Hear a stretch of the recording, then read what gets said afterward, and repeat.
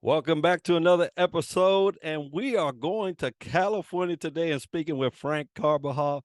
Frank is the founder and president of EsTiempo LLC. It's time, and I'm excited to talk about that. Founder of the Silicon Valley Latino Leadership Summit, which is coming up here in October. Frank is also the co-author of Building the Latino Future: Success Stories for the Next Generation, co-author of El Futuro Latino and Latinx Business Success, which, by the way, I have right here, right? So we're going to talk about that as well. Frank, welcome to the show. Good morning from California, good afternoon on the East Coast, and good evening in Europe and also other parts of the world. I am honored to be here. Good morning, everyone. All right. So, we're going to be talking about leadership and Hispanic heritage. September 15th marks the beginning of Hispanic Heritage Month. It goes out through October 15th, and I couldn't have a better guest than Frank to open this month up as we hit Latino leaders throughout the month. But before we get into it, Frank, tell us a little bit about you. Well, thank you. First of all, I'm honored to be on your board right behind you with all of your other previous and future guests. For me, it's an honor. I know we all, I always say, have a common thread, similar stories that we share, whether it's our parents that are immigrants from different parts of Latin America or folks who are born in Latin America. For me, I was first generation born here in California, El Centro, near Imperial Valley, which is in Imperial Valley. And my parents, immigrants from Mexico, they came in the 1960s during a time of Bracero program, a path to citizenship. And I was born on June 19th, 1969. And I'd like to say that my mom always reminded me I was born with tenacity and resiliency. I asked her why. I was born on June 19th, and she gave birth on June 19th, but worked up until her third trimester of June 13th in that hot, blistering sun of 110 degrees. My mom could have died out there. And, pushing through, I always remind myself that we got to have two G's for the OG, grit and ganas. I love that. Hey, I was born July 18, actually, the Oh, couple oh, of years after you did. yeah, So we're almost kin there and month celebration. And you talk about your mom, you talk about your yeah. parents, they're trekking away into citizenship. That is a hard thing. A lot of people do not see that day, even if they go through the process, because it's just tedious, right? And so I wanted to ask you, first of all, um, how do you feel about being Hispanic, Latino? Because I kid around, but there's some people that just don't like it. I happen to be one that loves it because the food is just so great. I love the question, and I have to back up to my childhood and pushing forward through being a first to go to college in my family. And I have to say that I didn't hear about Hispanic American, Hispanic, the term, until they say, checking a box in college, when you have to take tests or check a box. And I noticed that what was there was Hispanic or other. And I said, well, I'm not an other. So I went and checked Hispanic, and it really drove me in undergraduate program at San Jose State to take a couple of classes of Mexican American history. And so in the class, I always felt at that time that it was my comfort level to say I was Mexican American. And as professionals and first generation professionals, Hispanic American was something that came, natural as far as the communication went. But through the evolution, I honestly have to say that I felt very comfortable saying Latino, because then Latino came into play. And for me, Latino being because in undergrad, again, another class I took was Spanish literature. And many folks in the class would say, yo, soy Latino, soy de, por ejemplo, Chile, Argentina, Peru, and they spoke of their countries they were from. And one in particular was from Mexico, and the person said, no, soy Mexicano. So I think that the beauty of Hispanic and Latino is the diversity within our own community, the diversity of how many folks could say that they feel comfortable saying Hispanic, Latino, and today, I know we'll discuss in a few minutes, in 2022, a lot of folks say Latinx. So I think we're very fortunate to have so much diversity within our community. Well, for the sake of those that are listening and you wonder, man, they throwing Hispanic, they throwing Latino, and Hispanic is just a person that is born out of origins of Spanish speaking, right? So Correct. anybody that is born from a Spanish speaking country can say they're Hispanic. Now, Latino is folks that are born in Latin America, all the countries that encompass Latin America.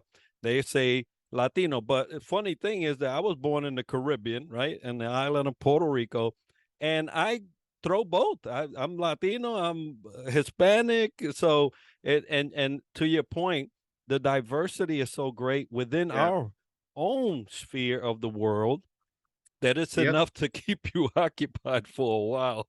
So Yes. a great Yes. point. Great point. Now, Yes. Yes. Thank you. so why is Hispanic leadership so important in our community? Because we teach and we talk about leadership from Yeah. all the different aspects and angles that you can bring leadership to a person that is requiring it. But there is a specific thing when you talk about cultural leadership that is important. So, what is that for you? Well, one of the things that I like to say is I always say that with culture, we bring a unique perspective, a unique set within the leadership framework, and that's language. And having a second language, for example, for me, Spanish was my first language, as I'm sure for you as well. And in grade school, I learned to speak English. And in the United States, in the 70s, they had, left you behind. In other words, it was before child left behind. And I repeated kindergarten. And I share this with my kids. They're like, Dad, they said, Dad, eres poco, were you a little slow? And I said, no, see, that's the misperception. It's because language was, they wanted you to learn literacy. They wanted you to learn how to read in English. And I think it was an asset. It was something that helped me, you know, really learn a second language by the first, second, and third grade.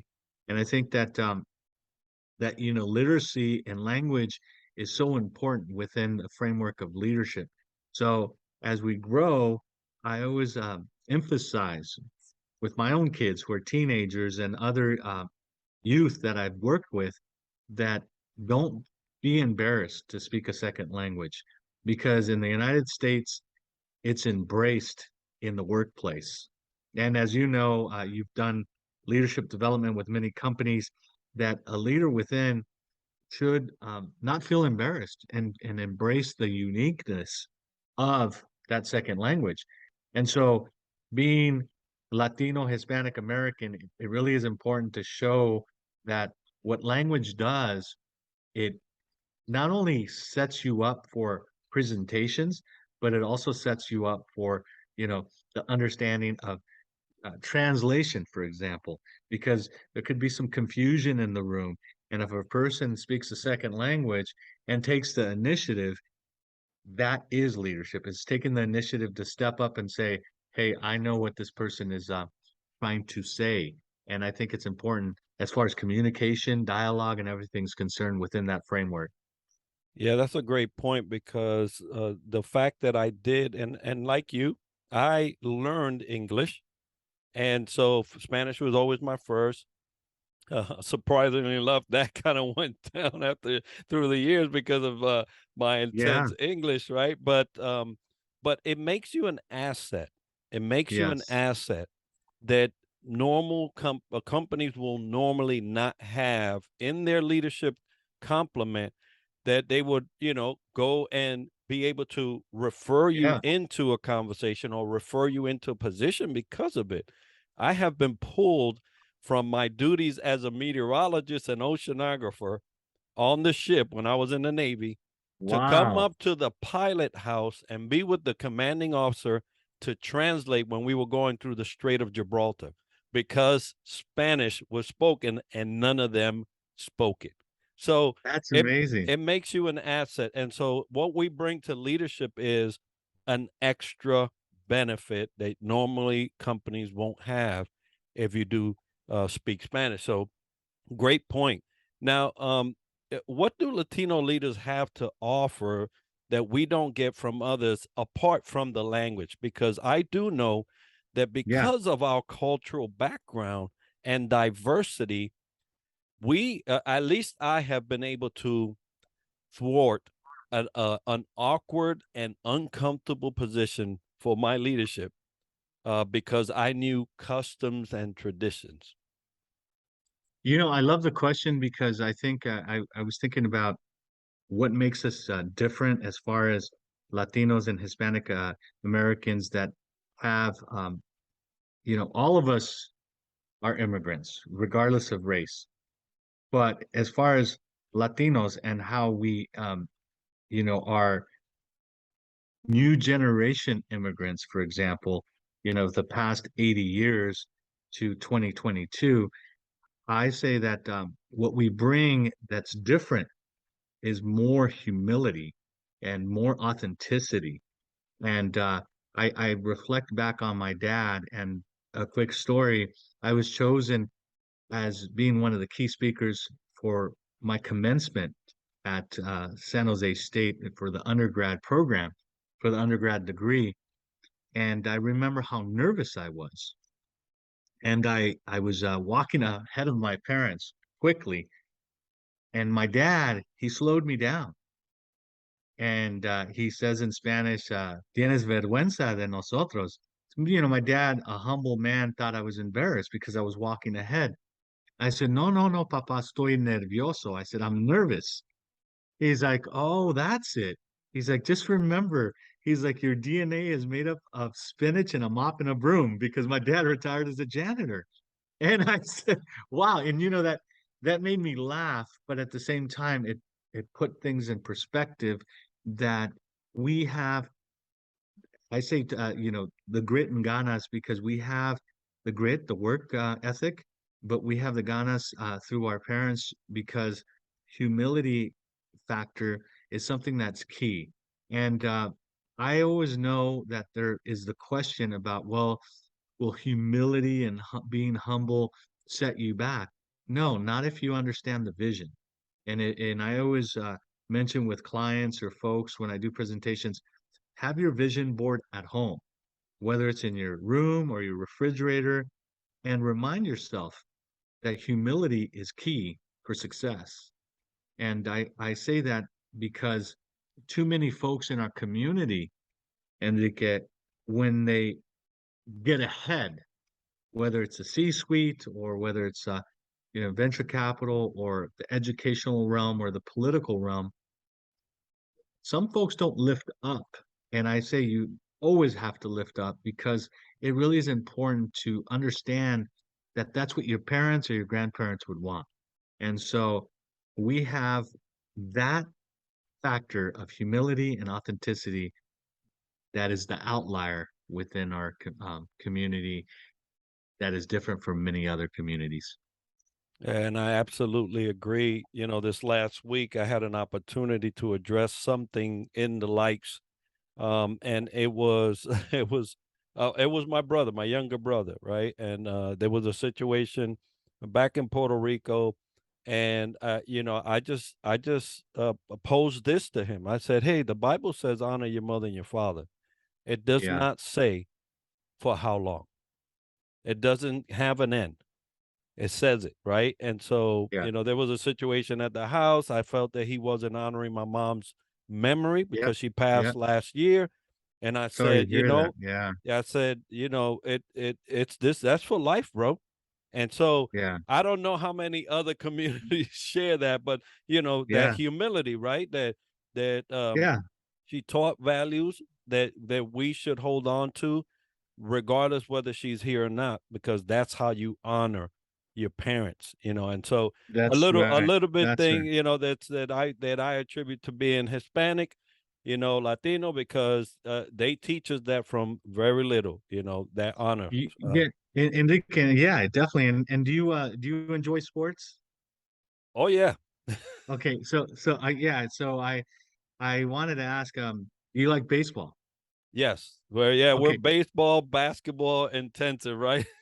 Oh, that's great. The reason I ask is because I heard three different interviews, and it's, I always say things are meant to be, and you and I are talking today because the three interviews leading up to our conversation right now were these baseball players from Dominicano jugadores, from the Dominican Republic, and all of them are superstars, but they all talked about their upbringing of humble beginnings, playing literally in the dirt, right? Baseball in the dirt. And people are like, playing on the dirt.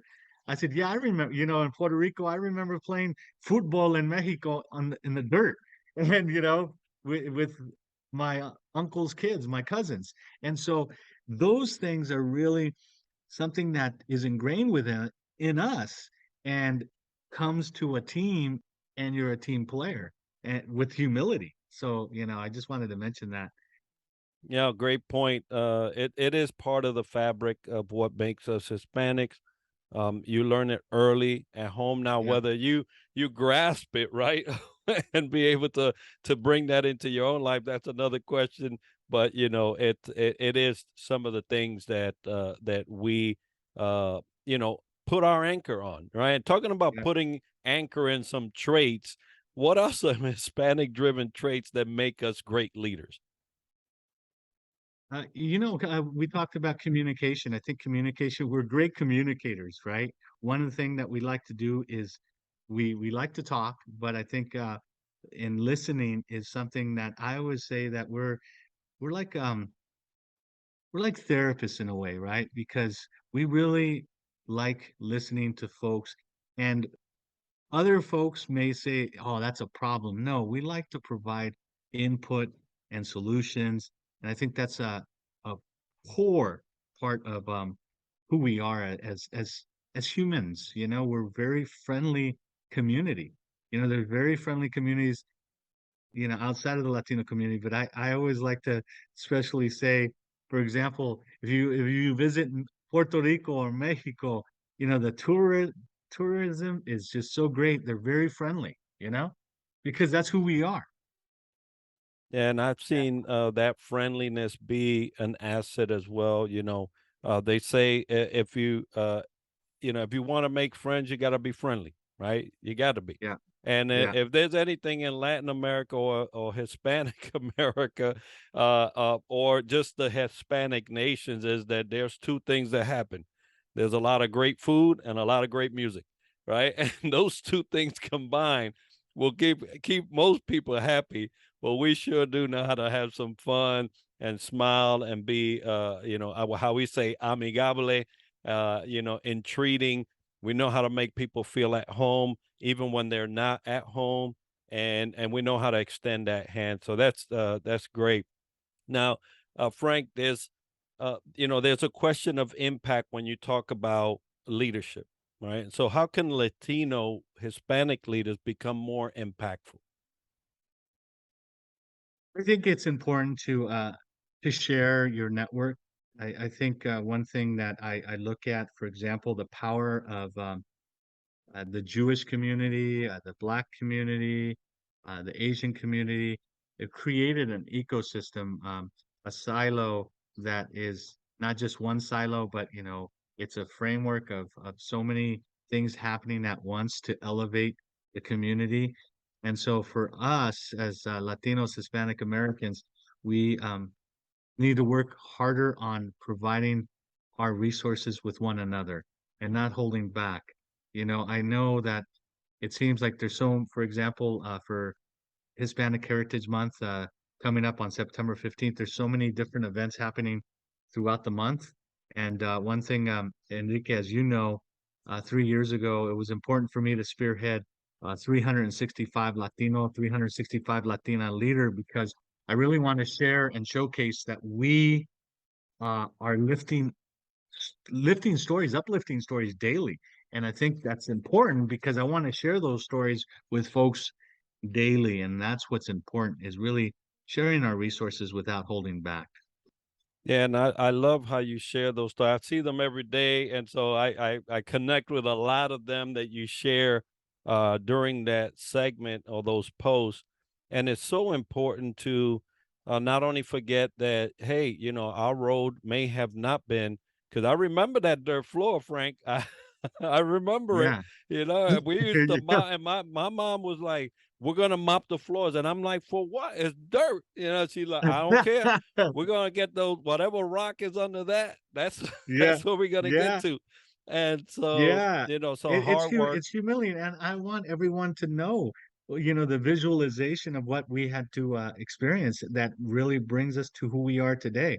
I remember my uncle's house, the furniture set was a tire, one of the tractor tires, and it had a blanket over it. And I remember my mom just looking at me like, "You're gonna sit on that tire." And I said, "Pues qué es?" And she shared with me, this is who you are. This is part of your blood. This is your uncle. And never take a second look. Just feel the comfort of their heart. And I think that's what makes it important to not take, things for granted or look at things differently because we are who we are because of our parents. And I'm glad you shared that story about your hermano, your brother, because it really is true that we have to honor daily. Yeah, definitely part of our DNA. We should share. We should share those stories. Not many people see that. And I'm thinking, my kids have never seen that, right? Not even when we Yeah, went and took them back to Puerto Rico, because by then my mom put losetas, tiles on the floor and everything yeah, was covered. And I was like, that's nice. That's not what I had, but it yeah. is, it is part of the story. Now, Frank, what is it the thing that you love most about what you do? I I I have to say that seeing the smile on a person's face, you made me smile when you introduced me because it's not about me, it's about us. It's about the community. And I think that the smile is something that is within and it really is uplifting to see how important it is to make impact. And making impact is natural because it really is from the heart, from the corazon. Because I think, when there isn't authenticity, then you feel awkward in a setting. And for me, what I feel is my most positive, impactful trait is being real, being authentic, not feeling that I have to put, for example, a corporate hat on, or feel that I have to put a political hat on, feel that I have to put, this boardroom hat on. I think that if you're comfortable under your skin, then what you do is you bring out the comfort level within our community. And I say that wholeheartedly. One of the things that I do constantly, as we know, Enrique, you and I both love sports, and I go to the 49er games, and every time I leave the Niner gates to walk to speaking of humility, I take the bus to the games and take the bus back home. Is I always say hi to the hot dog vendors who happen to be Latino, and I say that because it's not that I buy a hot dog because my wife's like, no, no, no, you ate enough in the game, but I just feel that my parents are always within me. That that authenticity factor is so important that you just can't be phony because it's not us. we're authentic. And authentic indeed, and a smile indeed, right? I've smiled ever since the day we met, and was able to share. Now, Frank, I got this book right here, right? Latin X Business Success, co-authored. This is not the only book you have. If folks want to get your book, and I'll make sure that all the information on the book are in the show notes and the video, and folks can get a copy. But if somebody wanted to get a hold of you, I know October's coming up. You have the leadership summit, and Silicon Valley, and all those other things that you're involved with. But if somebody wanted to get a hold of you to discuss, sponsoring the summit, attending the summit, buying books or whatever, how would they do that? Yeah, thank you so much. And by the way, thanks for wearing the matching shirt to my book. Orange is great. Orange is one of my favorite colors I because of did San that on Francisco purpose. You Giants. caught it. There, there you go. And you have to have my co-author on your show, Dr. Jose More, who's from Puerto Rico. And if they want, folks want to get a hold of me, it's easy. Frank Carbajal. I know you'll share with our entire networks here through LinkedIn or my email, frank at estiempo, ESTIEMPO.com. And for the summit, SVLLS.com.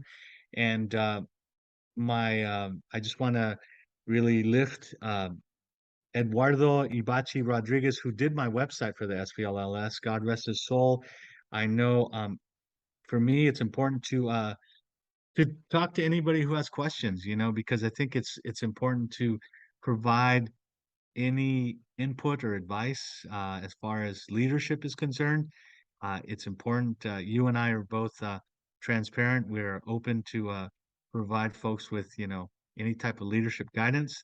And so the summit is in 5 weeks, or no, 4 weeks, and it is sold out. But one thing I do have is a waiting list to talk to folks to see if they would be interested to be sponsors in the future summit. And it does bring thought leaders throughout the country to the Silicon Valley. And it has moved from Stanford to the Computer History Museum because it's a bigger venue. But I just thank you, Enrique, for being an amazing person and putting on a smile on people's faces. And thank you so much. Oh, absolutely. And we're going to have that information as part of the show notes, folks, so that you can get a hold of all the resources that Frank is offering through his books and the conference, the Leadership Summit. I'm sad that I won't be there this come around, but I will make every effort to 2023. be on the next one. And folks, today's episode is sponsored by Triad Leadership Solutions. If you have enjoyed this episode and learned something interesting about the topic covered today, make sure to subscribe and let us know by leaving a comment right now. We're always looking for new ideas and guests that we can add to our show. So if you know someone or have a topic that you would like featured, I'm going to get Professor Moray there on the show. Or if you want to sponsor the show, let me know by emailing me at triadleadershipsolutions@gmail.com. Be sure to tune in next week for another episode where we dissect leadership from another angle. And as we like to end the show, success to you. I would be remiss not to mention our brother Eduardo. Folks, it is September. It is Suicide Prevention Month, Awareness Month. We lose loved ones, unfortunately, through this tragic tragedy called suicide. It just happened. An executive just committed suicide this last week. And so it's not something that's foreign. Unfortunately, it does happen. So we want to make sure that we bring out our hearts and prayers to all those that are suffering from the loss of a person that has committed suicide. Lord bless you all and keep you. And we will see you next week. Success to you.